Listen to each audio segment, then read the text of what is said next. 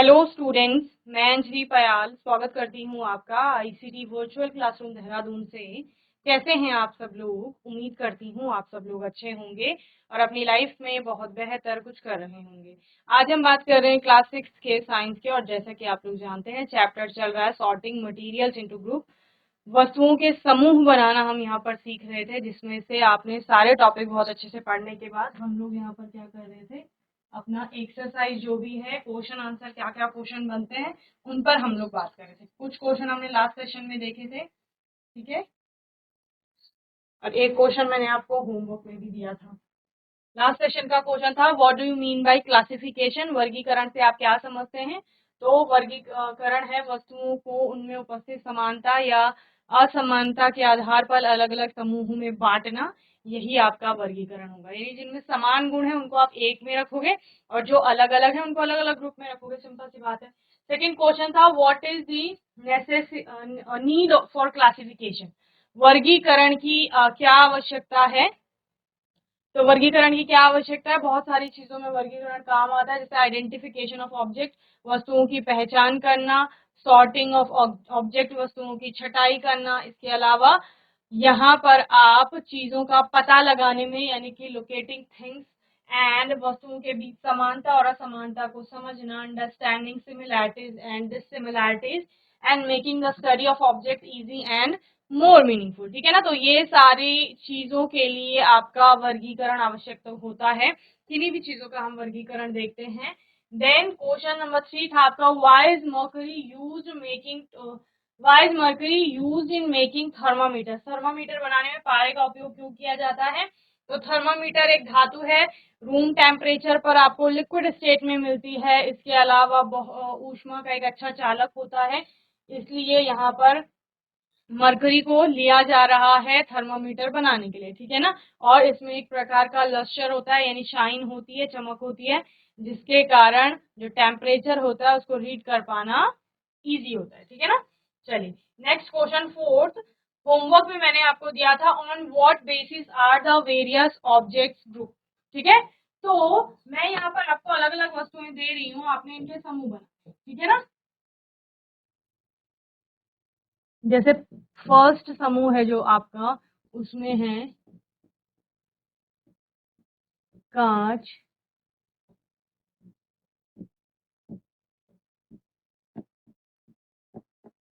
लकड़ी का गत्ता,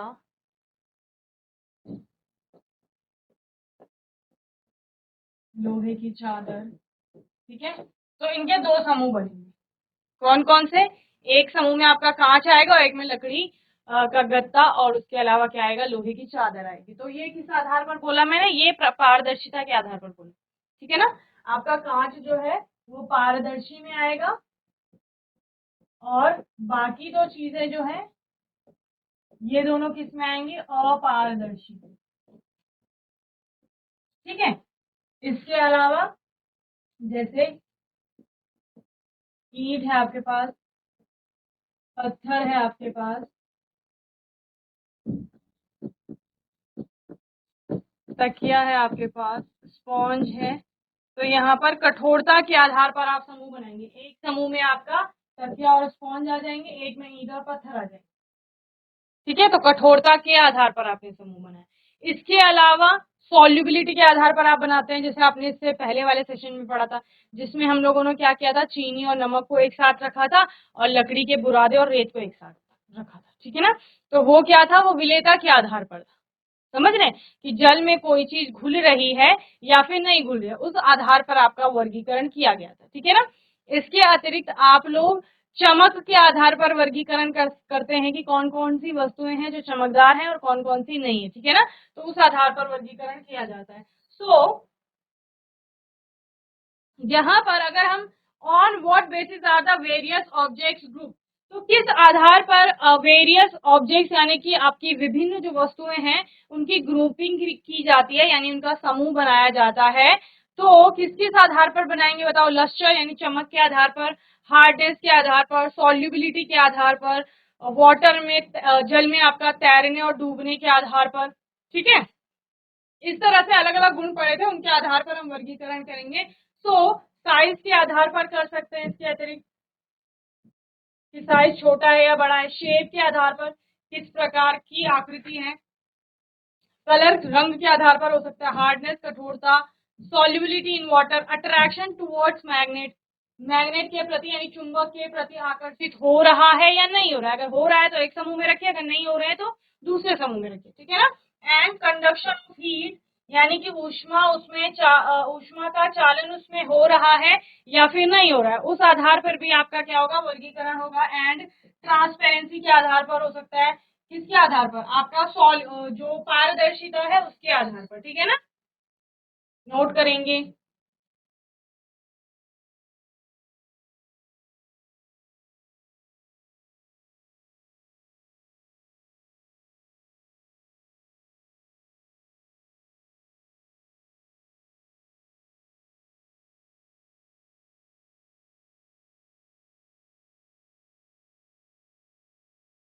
चलिए, तो हिंदी में जो लोग पढ़ते हैं उनके लिए प्रश्न है, विभिन्न वस्तुओं को किस आधार पर वर्गीकृत किया जाता है या समूहित किया जाता है।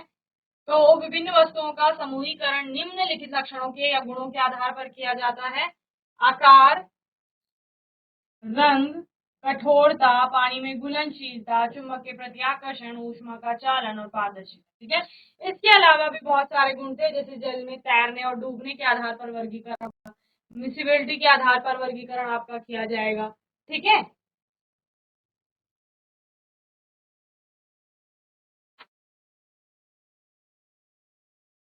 चलिए भाई, नेक्स्ट क्वेश्चन हम लोग देखते हैं। क्वेश्चन तो मैंने आपको होमवर्क में दिया था। Why do we need the grouping of object? हमें वस्तुओं के समूहीकरण की आवश्यकता क्यों है या क्यों होती है आवश्यकता समूहीकरण करने की। तो देखिए, एक ही प्रश्न को बार बार घुमा के दे रहे हैं कि वस्तु जो समूहीकरण है वो उसकी क्या आवश्यकता है। पहले आपने ये प्रश्न पढ़ा, ठीक है ना, किस आधार पर कर रहे थे वो आपने देखा। देन जो पहले वाला क्वेश्चन मैंने बोला कि क्या आवश्यकता है, उसी को आपका थोड़ा सा चेंज करके दे दिया कि क्यों ग्रुपिंग की यहाँ पर समूहीकरण की आवश्यकता क्यों है। तो किसी भी चीज का सिस्टमैटिक नॉलेज गेन करने के लिए, क्रमबद्ध अध्ययन प्राप्त करने के लिए हमें ग्रुपिंग करनी होती है, ठीक है। So grouping the object helps us to arrange them in a systematic manner। एक सिस्टमैटिक मैनर में, एक क्रम में उनको व्यवस्थित करने में सहायता मिलती है। जैसे हमने एक बहुत छोटा सा एग्जाम्पल लिया था कि जैसे शॉपकीपर होते हैं, दुकानदार होते हैं, तो वो क्या करते हैं, वो सामान को एक समूह में रखते हैं, अलग अलग समूह बना करके रखते हैं, तो उससे एक क्रम में वो उनको व्यवस्थित कर रहे हैं, ठीक है। The objects when grouped are easy to handle, जिससे क्या होगा, उस सामान को हैंडल करने में आसानी होगी, ठीक है ना। When grouped, it is easy to know the properties of an object clearly. Grouping also makes easy to compare two objects. ठीक है, जब आप ग्रुपिंग कर देते हैं तो उस ऑब्जेक्ट के बारे में समझने में हमें आसानी होती है, उसके गुणों को समझने में आसानी होती है। और जब आपने ग्रुपिंग की है, दो अलग अलग ग्रुप्स बनाए हैं सपोज, तो उन दो अलग अलग ग्रुपों के बारे में जानने में भी हमें, और उन दोनों को कंपेयर करने में यानी उनकी तुलना करने में या उनमें अंतर स्थापित करने में भी हमें सहायता मिलती है। समझ रहे हैं ना। आपने सिंपल सा एग्जाम्पल था, चीनी और जो नमक थी आपकी, उसको एक साथ रखा था, ठीक है, और आपने लकड़ी का बुरादा हो गया, रेत हो गया, इसको एक साथ रखा था। तो चीनी और नमक एक ग्रुप में, एक समूह में है, तो उनमें समानता है, उनके बारे में कुछ चीजें आपकी क्या होंगी, सेम होंगी। जैसे हम विलेयता की बात करते हैं कि आपका विलीन हो जाते हैं, विलेय होते हैं जल के साथ, ठीक है ना। उसी प्रकार से अगर आप लकड़ी का बुरादा और रेत देखें तो उसमें भी एक समानता है कि वो कैसे हैं, वो विलेय विलेय नहीं है, यानी कि अविलेय, ठीक है, जल के साथ। अब दोनों ग्रुप को आपस में कंपेयर कीजिए तो दोनों में अंतर है कि एक विलेय हो रहा है, दूसरा अविलेय हो रहा है। तो ग्रुपिंग इजी बनाता है चीजों को समझने में, उनको हमें पढ़ने में, स्टडी करने में हमें ग्रुपिंग या क्लासिफिकेशन जो है उससे बहुत ज्यादा सहायता मिलती है, ठीक है ना। वस्तुओं को समूहीकृत करने से हमें उन्हें सही तरीके से व्यवस्थित करने में मदद मिलती है। समूहित होने पर वस्तुओं को संभालना आसान होता है। जब समूहीकृत किया जाता है तो किसी वस्तु के गुणों को स्पष्ट रूप से जानना आसान होता है। समूहीकरण से दो वस्तुओं की तुलना करना भी आसान हो जाता है, ठीक है ना। तो इसीलिए ग्रुपिंग जो है उसकी नीड है, यानी कि उसकी हमें आवश्यकता होती है। ओके, चलिए नोट करिए।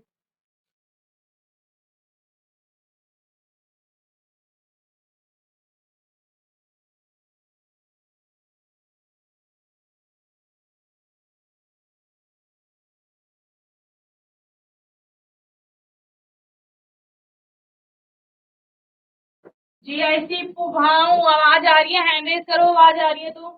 पुभाऊ, ठीक है, वेरी गुड। नोट करिए। GIC Ajabpur, GIC Ajabpur, hand raise करिए, आवाज आ रही है तो।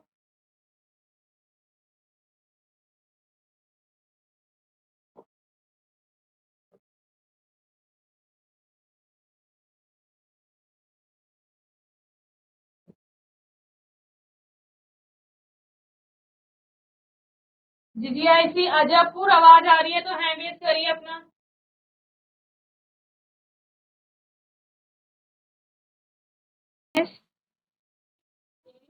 Good morning ma'am. Very good morning. कौन बात कर रहे हैं? मैम कोई भी चुप रहे। क्या नाम है आपका?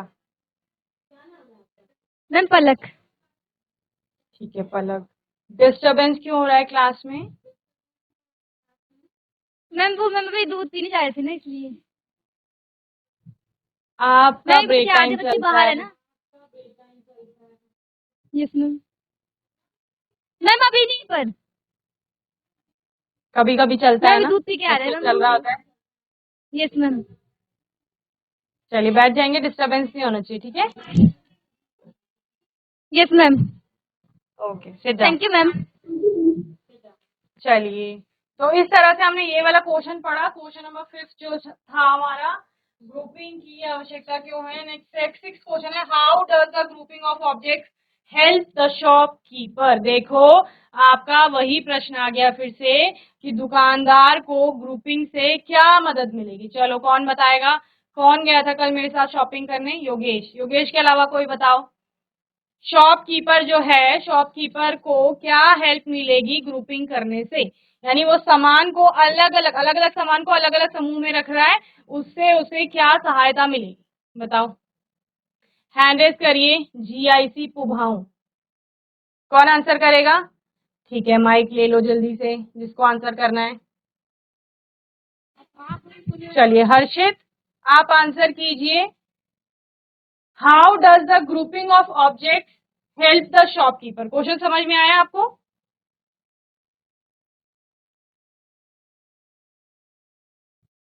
क्वेश्चन समझ में आया?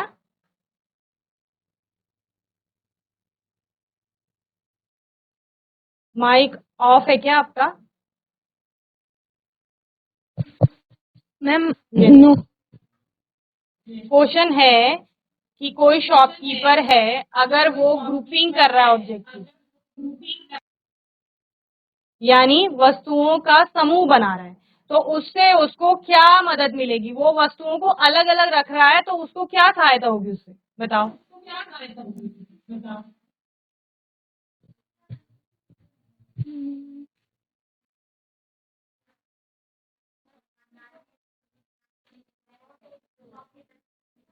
बोलो कौन आंसर करेगा? मैं अगर शॉपकीपर ने सामान समूह बनाकर नहीं रखा तो उसका सामान अलग अलग फैल जाएगा। हाँ, फैला रहेगा, एक सिस्टमैटिक मैनर में नहीं रहेगा। ठीक है, चलिए वेरी गुड, सिट डाउन। किसी और को दो माइक। इसके अलावा क्या हेल्प मिलेगी उसको? जल्दी बताइए, आंसर करो, कौन करेगा? इसके अलावा क्या हेल्प मिलेगी? यस,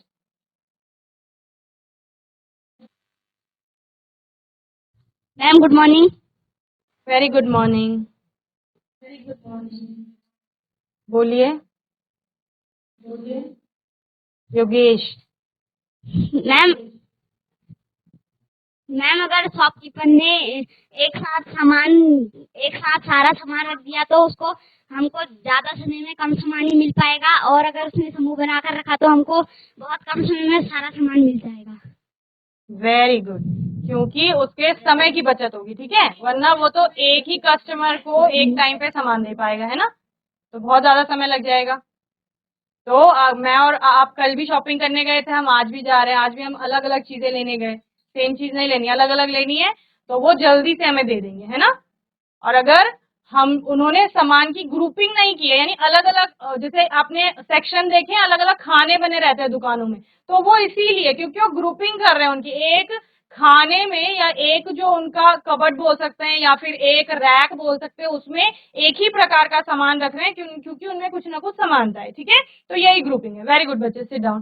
तो बहुत बड़ा क्वेश्चन नहीं है, सिंपल सा क्वेश्चन है, जैसा आप लोग अपने आसपास देख रहे हैं उसी के बेस पर है। The grouping of object in proper way makes it easier to work, ठीक है ना, ये क्या है, आपका आसान होता है काम करने में शॉपकीपर के लिए। When we go to purchase something the shopkeeper locates it easily, ठीक है ना, अगर हम कुछ सामान लेने गए हैं तो शॉपकीपर आसानी से उसको ढूंढ लेता है क्योंकि उसको पता है मैंने ग्रुपिंग की और कौन सा सामान कहाँ रखा है।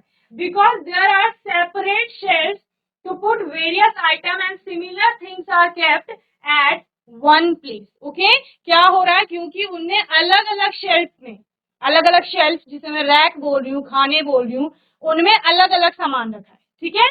then if he randomly places all of these he would never be able to find them so quickly and easily। अगर उन्होंने एक ढेर बना के रखा हुआ है सामान का या ऐसे ही सारा सामान एक साथ रखा हुआ है तो फिर उनको कभी भी वो सामान आसानी से नहीं मिलेगा, जिससे बहुत ज्यादा समय लग जाएगा आपका एक ही कस्टमर को हैंडल करने में या सामान देने में। वस्तुओं के समूहीकरण से दुकानदार को किस प्रकार की सहायता मिलती है, तो वस्तुओं का उचित तरीके से समूहीकरण करने से कार्य करना आसान हो जाता है। जब हम कुछ सामान खरीदने जाते हैं तो दुकानदार उसे आसानी से ढूंढ लेता है क्योंकि अलग अलग सामान रखने के लिए अलग अलग अलमारियां होती हैं और एक तरह की चीजें एक ही जगह पर रखी जाती हैं। यदि वह इन सभी को बेतरतीब ढंग से रखता है तो वह उन्हें इतनी जल्दी यानी इतनी कम समय में और आसानी से कभी नहीं खोज पाएगा या ढूंढ पाएगा। ओके, चलिए नोट करिए जल्दी से।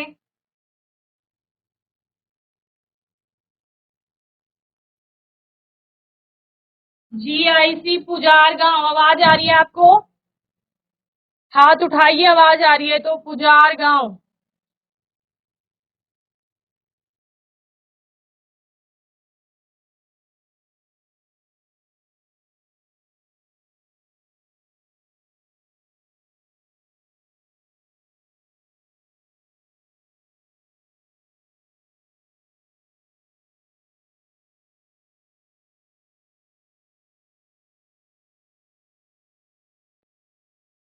चलिए नोट कर लिया, किस किसने किया हैंड रेज करो, किस किसने नोट कर लिया?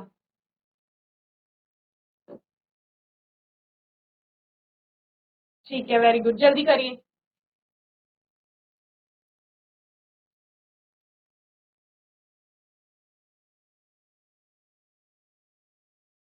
घर में जाकर कौन कौन इन क्वेश्चंस को दोबारा पढ़ता है बताओ, हैंड रेज करो, कौन कौन फिर से आंसर को पढ़ता है या जो पढ़ाया जाता है उसको जाकर पढ़ते हैं? एक ही बच्चा पढ़ता है?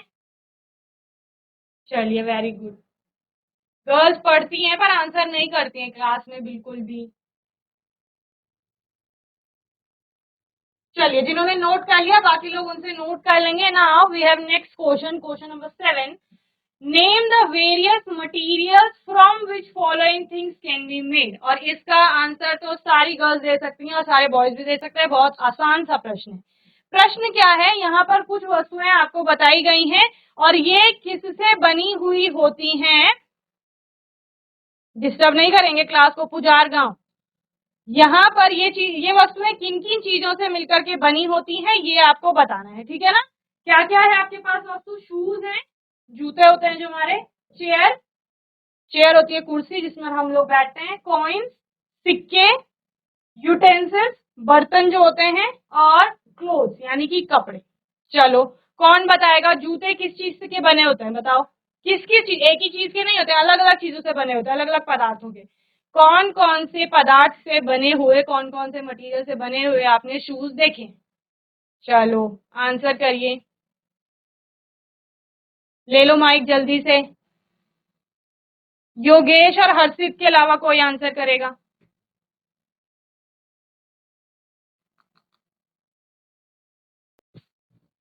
Good morning ma'am. Very good morning. क्या नाम है बेटा? मैम ममता। ममता, पहले आंसर क्यों नहीं किया इससे पहले क्वेश्चन का? मैम नहीं आता था। हाँ तो बोलना होता है ना, माइक तो पकड़ना ही होता है कि मैम नहीं आता है, फिर मैम बताएंगी ना। ठीक है। जी मैम। चलिए अब बताइए, जूते किसके बने हुए देखे आप? मैम रबड़ से। हाँ? मैम तने से। किससे? मैम रबड़ से। रबड़ से, ठीक है। मैम तने से। ओके।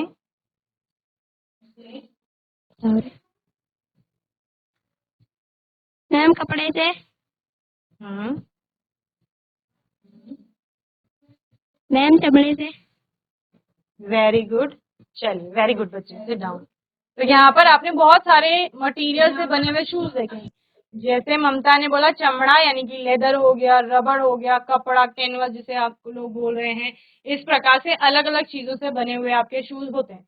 नेक्स्ट है आपकी चेयर। कुर्सी किससे बनी हुई देखी है? कोई और गर्ल माइक ले लो। लड़कियों में किसी को माइक दो, ममता के अलावा। कुर्सी किससे बनी हुई देखी है आपने? बोलो।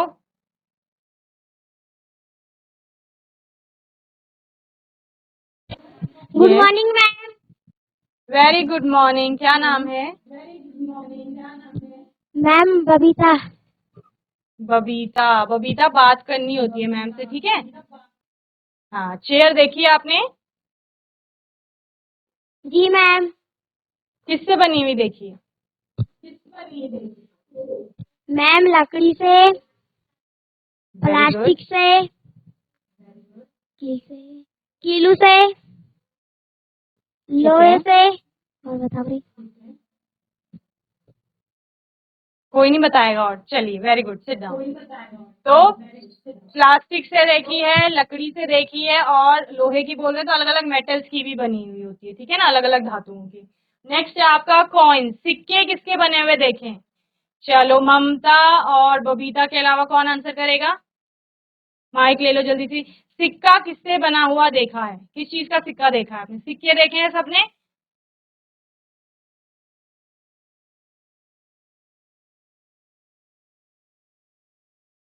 बोलो भाई, सिक्के तो देखे होंगे। बने किस किस से होते हैं बताओ? चलो, कोई और आंसर करे बॉयज में?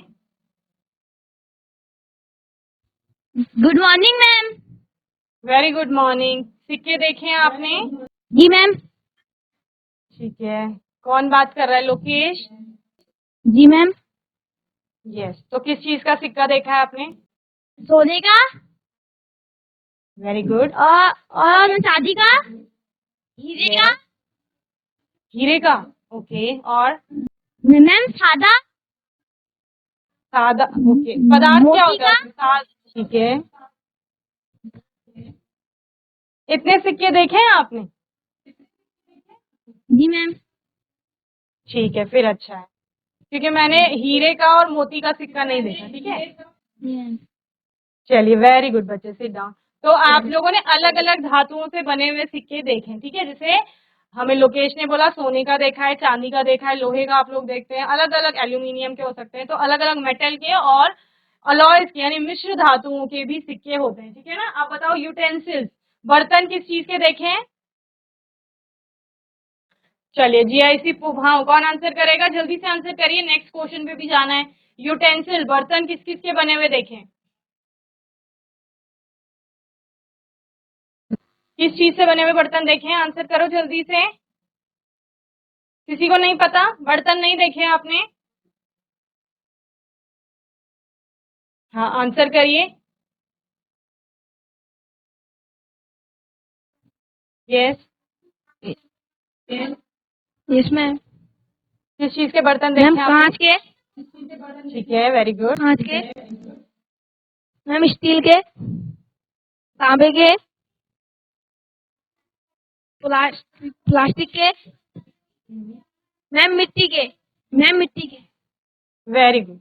मैम मिट्टी के।